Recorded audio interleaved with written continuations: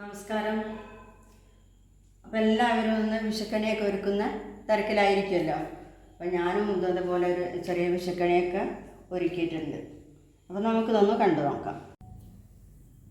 അപ്പോൾ നമ്മൾ ഭഗവാനെ ആദ്യം തെച്ചി തുളസി മാല കെട്ടി മാലയൊക്കെ ചാർത്തി വെച്ചിട്ടുണ്ട്.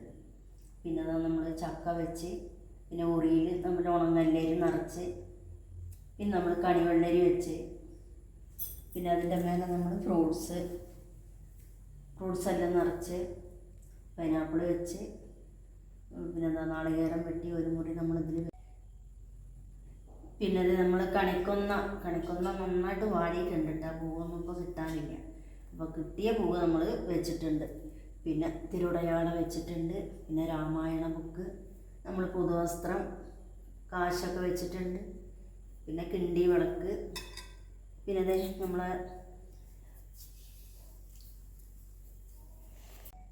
അത് നമ്മൾ നവധാന്യങ്ങളൊക്കെ വെച്ചിട്ടുണ്ട്. പിന്നെ ചന്ദനത്തിരി കൊളുത്തി വയ്ക്കാനുള്ള തിരിയൊക്കെ വെച്ച്, പിന്നെ അതെന്താ പറയുക, നമ്മളെ കുന്നിക്കുരു ഉരുളി, പിന്നെ പറ നിറച്ച് വെച്ചിട്ടുണ്ട്.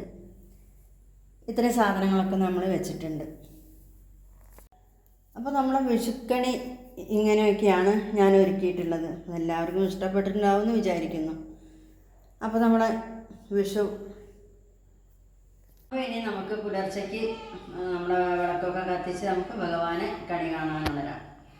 അപ്പോൾ ഈ വിഷു നമുക്ക് എല്ലാവർക്കും നല്ല സന്തോഷവും സൗഭാഗ്യവും എല്ലാം നിറഞ്ഞൊരു വിഷു ആയിരിക്കട്ടെ എന്ന് സർവശക്തനായ ഭഗവാനോട് നമുക്ക് പ്രാർത്ഥിക്കാം.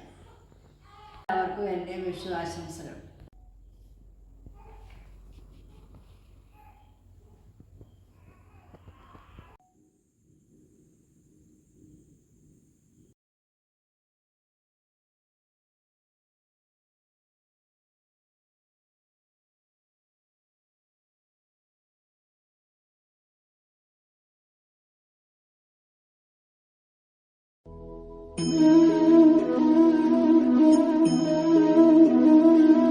അമ്പലത്തിലൊക്കെ ഒന്ന് പോയിട്ട് വരാം. നമ്മളെ കുട്ടികളൊക്കെ കുളിച്ച് റെഡി ആയിട്ടുണ്ട്. അപ്പോൾ അവരെയൊക്കെ കൂട്ടി ഒന്ന് അമ്പലത്തിൽ പോയിട്ട് വരാം.